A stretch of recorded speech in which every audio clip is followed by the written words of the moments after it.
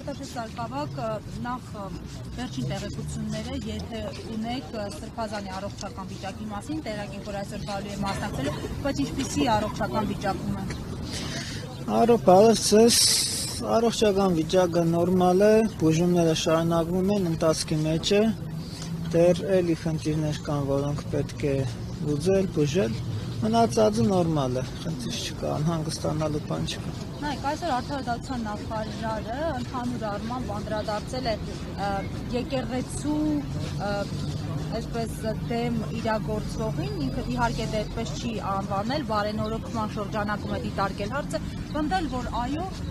Փաշինյանը որպես հանրապետության քաղաքացի իրավունք ունի իր մտահոգությունները այսպես կոչված արտահայտել եւ շատ հարցերի այսպես արձագանքել դուք որպես հոգեվորական, որպես ծառայող եկեղեցի։ Ինչպես եք վերաբերում այս հայտարարությունների Փաշինյանի ակտիվությանը եկեղեցու ուղղությամբ։